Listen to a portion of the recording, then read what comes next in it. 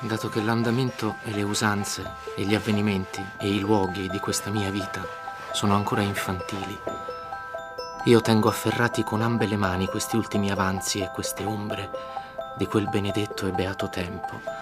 Non è come a teatro, cioè il cinema è qualcuno che sta vivendo una cosa, per cui perché deve dire una poesia?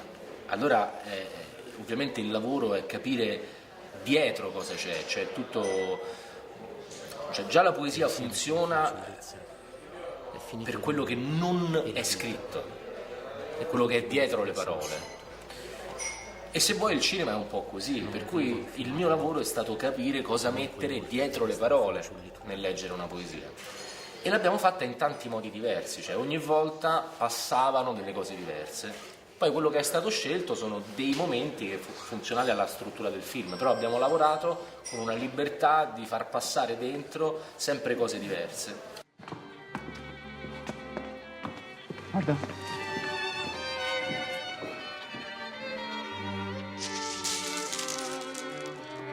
Il linguaggio del film è tutto originale, cioè tutte le parole che sono nel film sono prese dalle opere di Giacomo Leopardi, quindi c'era un lavoro anche su, è un italiano antico quello che si parla, no? E quindi per noi è stato anche un lavoro di quel tipo, cioè cercare di riattualizzare, rendere vivo una lingua così ricca, così bella, ma che non parliamo più.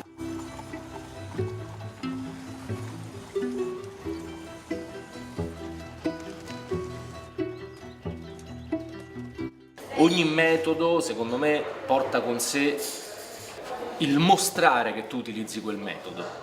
Quindi per quanto mi riguarda, io ogni volta cerco di utilizzare un metodo diverso, proprio perché questo mi consente veramente di essere personaggi diversi.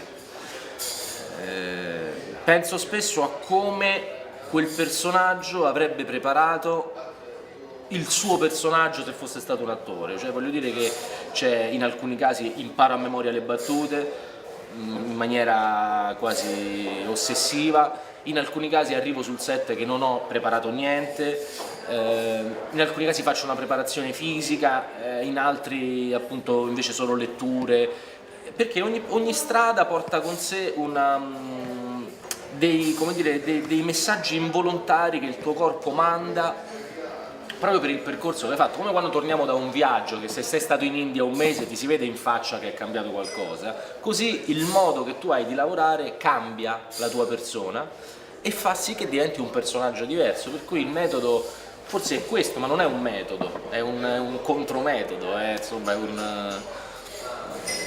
un giocare ogni volta con strumenti diversi, anche perché appunto mantieni il mistero vivo, no? Avere un metodo vuol dire che tu possiedi, sai la soluzione, invece così è sempre un mistero aperto.